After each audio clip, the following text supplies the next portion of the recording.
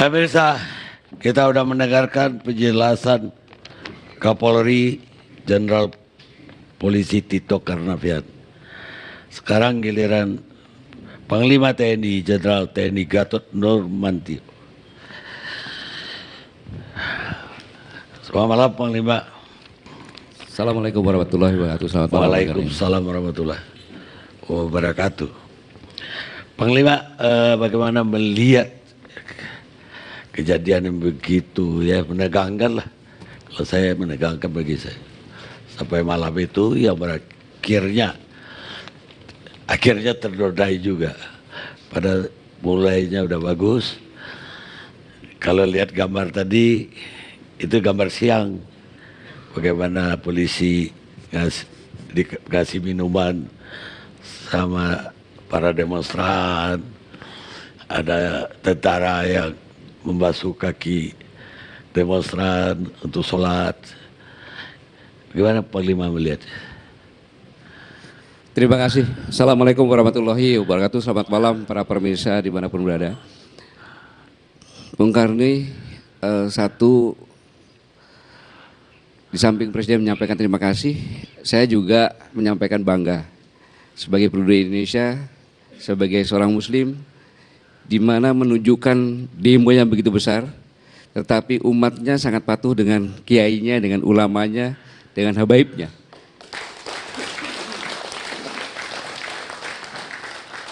Sehingga Bapak Presiden menyampaikan apresiasi. Saya dengan Pak Tito benar-benar berada di depan kepolisian, persis bersama-sama dengan demo di sampingnya. Dan benar-benar tertib. Pada saat malam, ada yang tertusuk pun anggota kepolisian mundur ke belakang, dia langsung ke ambulan, lapor sama komandannya, berangkat.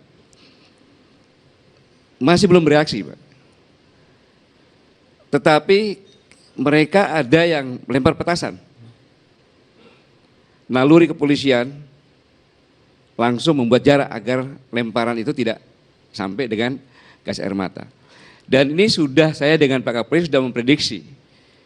Sehingga H-1 saya dengan Pak Kapolri mengumpulkan semua komandan-komandan di Mabesat, mengingatkan bahwa ada skenario upaya-upaya untuk membuat petugas marah dan bertindak di luar kepatutan.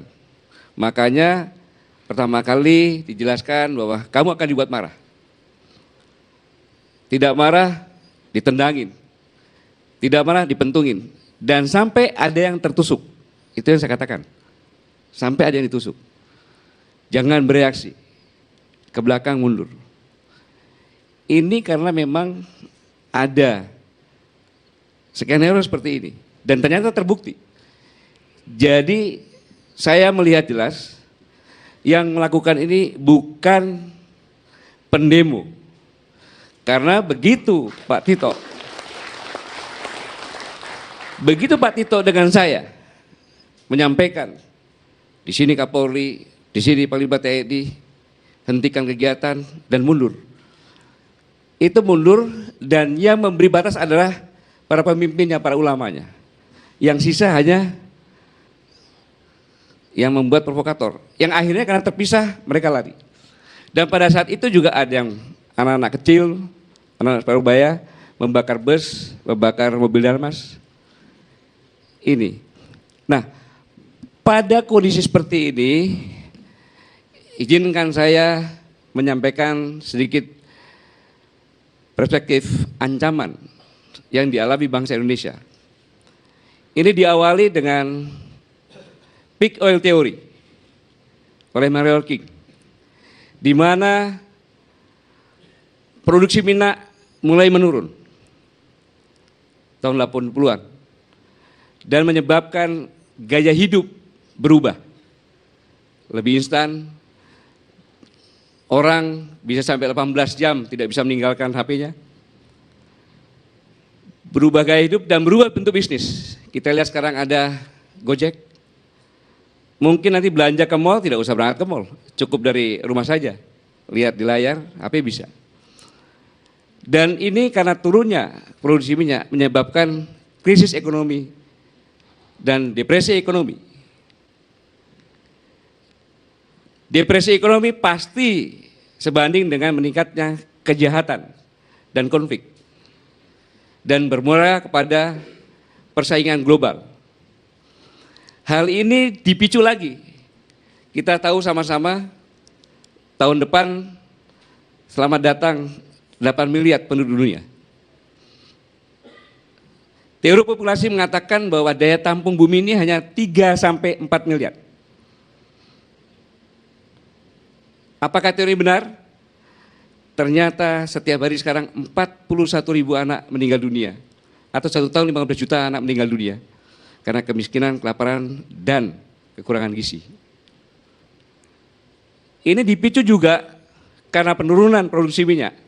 Pada tahun 56, British Petroleum mengatakan bahwa minyak akan habis. Dan British Petroleum juga mengatakan pada tahun 35, konsumen energi meningkat 45% karena jumlah penduduk yang banyak. Hal ini menyebabkan kalau kita konversi, maka habisnya tahun 2043. Jumlah penduduk saat itu, kalau benar, setiap 6 tahun tambah 1 miliar berarti sudah 12,3 miliar.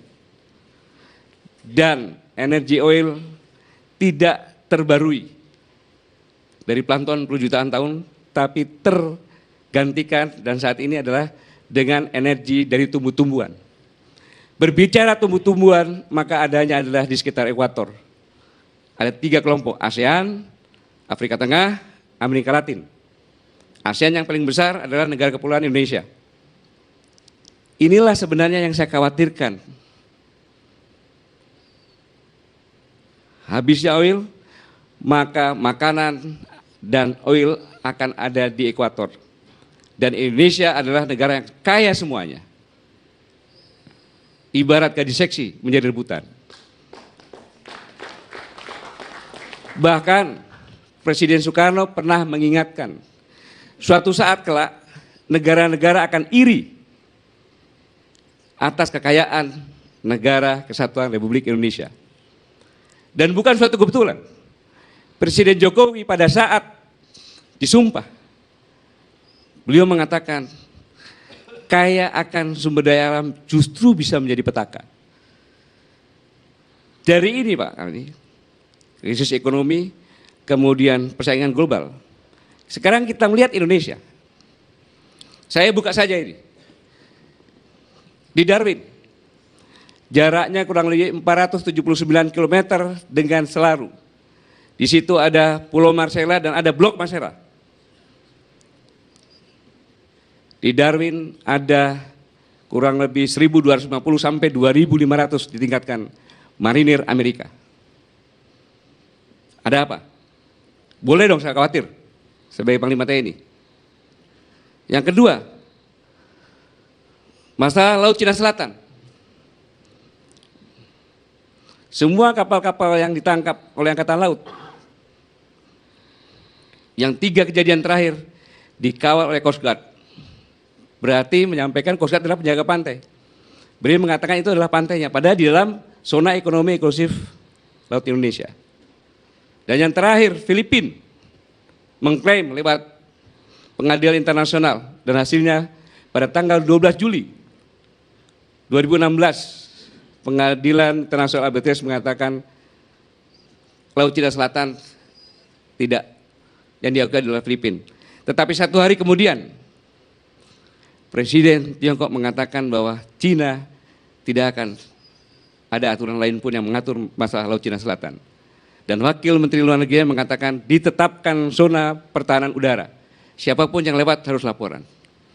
Ini juga potensi konflik di sekitar kita. 2. Yang ketiga, Five Power Defense Arrangement. Negara-negara persemakmuran Inggris, Australia, Singapura, Malaysia, 3-tiganya pernah punya masalah dengan kita.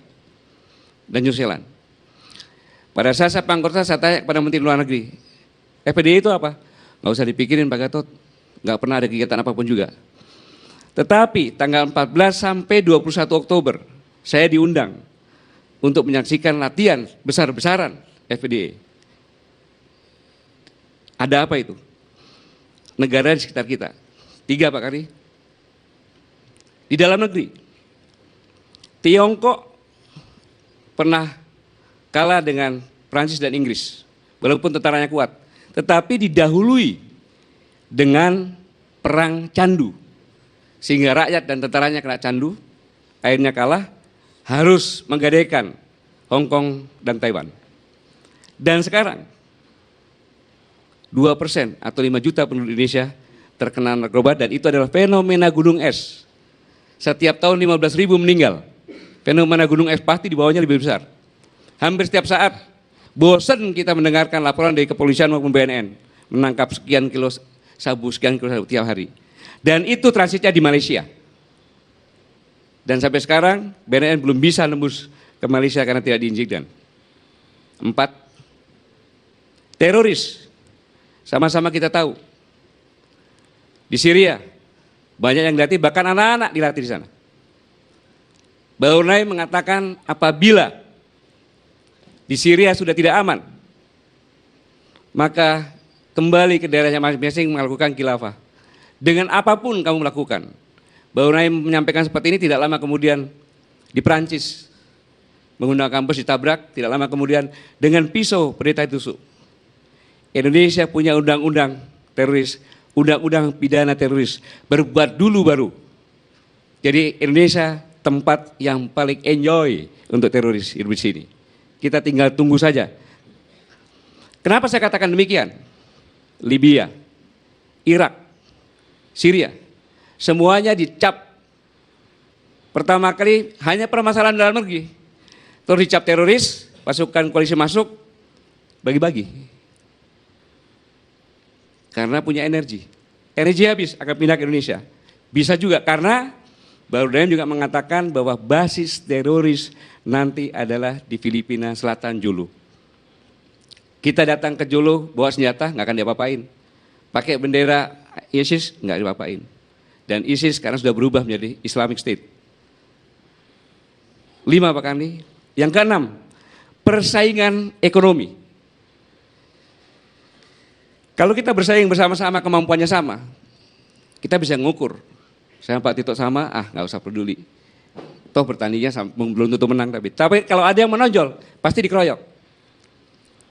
Indonesia pada tahun 2015 pertumbuhan ekonominya 4,74. Bayangkan, tetapi GDP P3 itu nomor 8 di dunia, di atasnya Inggris dan Prancis. Kalau kita lihat pertumbuhan 4,74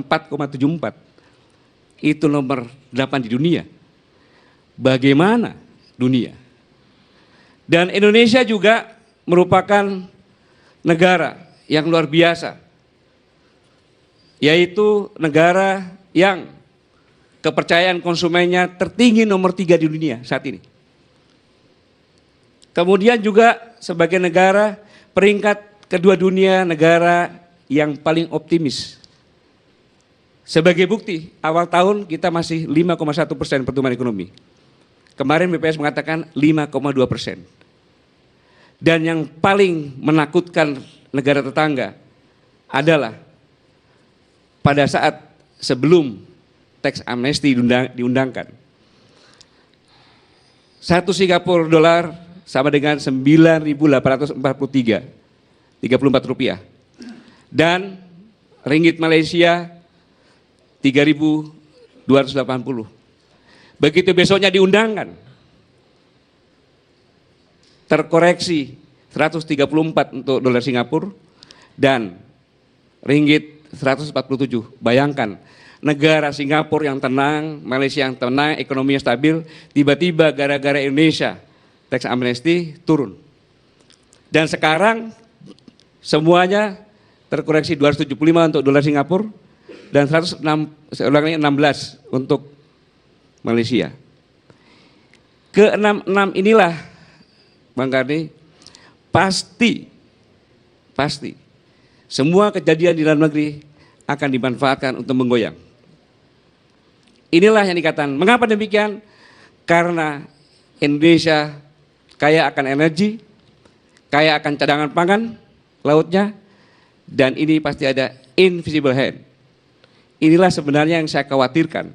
Tetapi saya katakan tadi, saya bersyukur bahwa umat Muslim Indonesia yang menjadi benteng terakhir Islam yang demokrasi, yang paling terakhir menjadi gambaran Islam yang rahmatan lil alamin, bisa dibuktikan. Dan yang paling parah lagi adalah kebijakan presiden, pemerintah untuk memberikan peluang bisnis menengah ke bawah secara bebas berkompetisi sehingga tumbuh, dan pembangunan tidak bersentral di Jawa tapi di sudut-sudut. Inilah juga yang menyebabkan pertumbuhan kita lebih optimis. Inilah sebenarnya yang ditakuti.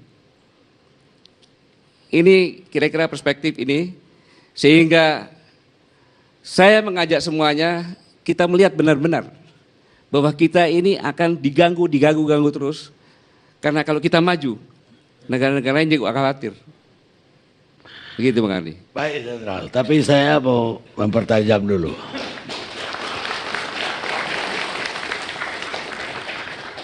Semuanya tadi itu, apakah itu penyebab demo ratusan ribu orang yang tersinggung karena agamanya merasa dihina, ataukah itu bisa dimanfaatkan orang, Maksud Jenderal?